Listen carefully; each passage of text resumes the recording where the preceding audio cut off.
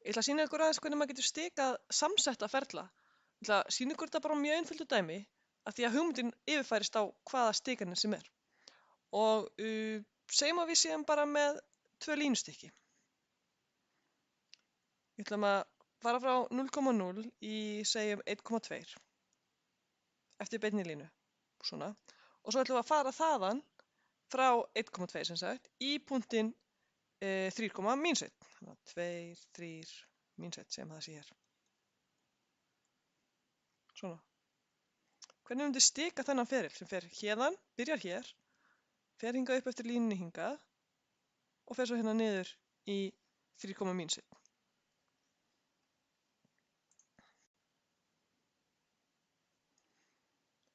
Þetta er sem sagt verkefni. Nú, við brjótum þetta bara niður í 2 minni verkefni. Fyrsta lagi að stika hvora línuna fyrir sig og svo í öðru lagi að setja þetta saman í eina stikun.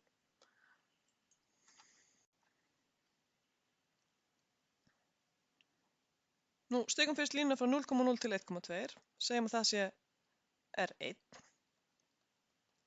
Þannig að þetta hér línustykki er R1. Þá er það, stikunum verður einfallega T og 2T. Og svo stikum við línu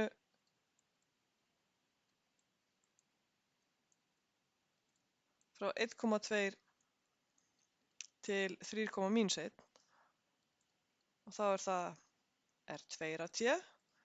Segjum við sem með punktin bara 1, 2 pluss T sinnum, og nú þurfum við að passa að fara frá 1,2 í 3,-1, þannig að 3-1 hér og -1, -2 hér, þess að 3-1 mínus þessi punktur hérna.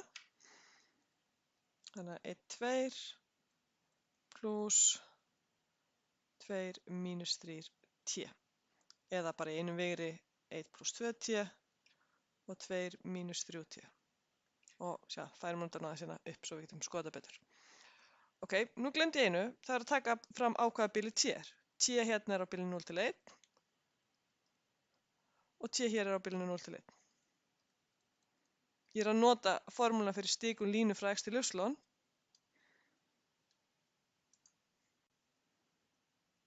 Hún er til upprifjunar svona. Núna viljum við láta, ef við segjum við séum með ögn sem er að ferðast hérna eftir þessum ferli hérna. Hún vil byrja þegar tíminn 0 hérna, svo ferðast hún hérna upp og svo ætla hún að skipta um stefnu þangað og fara hérna þar og fara hérna niður. Nú, þá getur ekki T verið frá 0 upp í 1 í báðum þessum hérna stikunum. En lausnin er einföld, við einfaldlega hliðrum annarri stikuninni 1 í þessu tilfelli. Út af því að bilið hérna, næsta bil á að byrja í 1, þetta hérna bil á að byrja í 1.